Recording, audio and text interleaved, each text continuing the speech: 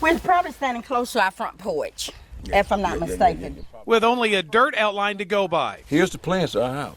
And some drawings on a piece of paper. Charles and Vernita Brown's home is coming together right before their eyes.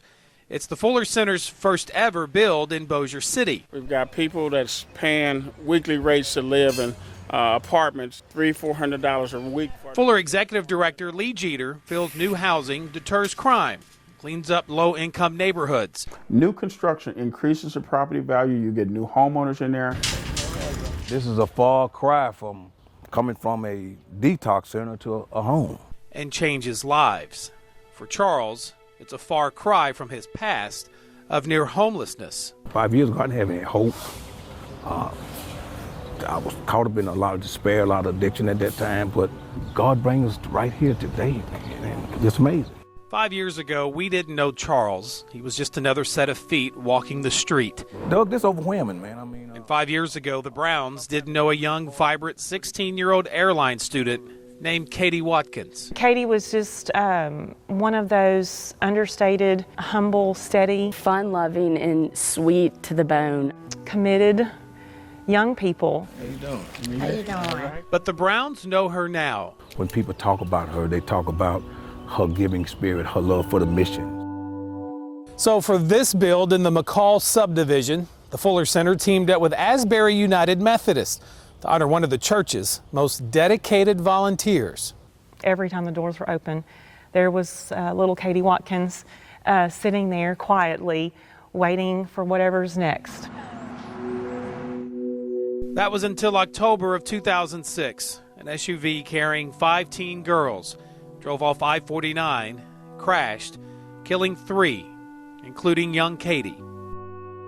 It was just kind of unimaginable. There were 3 airline high school girls that were suddenly no longer with us.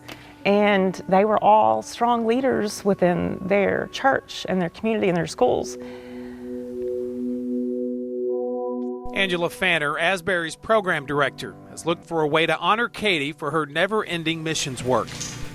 So why not on a project where if she was with us today, Katy would have been the first to sign up?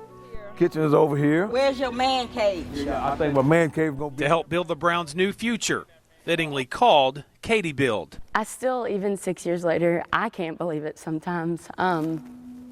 Katy's sister Emily says it's still a struggle. She says she lost so much more than just a big sister back in 2006. I joke around and say that I had 1 brother and 3 parents because she was like my second mom. She was just well beyond her years. But now, 6 years later, the gains are bringing her closer to healing. In her funeral, one of the pastors that spoke said, just in passing, you know, one day we'll be building houses in her name. And no intention did she say that, but look where we are 6 years later. The Browns have a start on a new life. This is the Lord's doing. And Katy? I like to say it was a God moment or God-driven.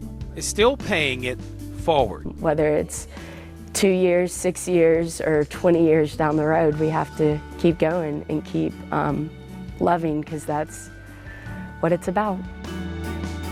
In Bossier City, Doug Warner, KSLA News 12.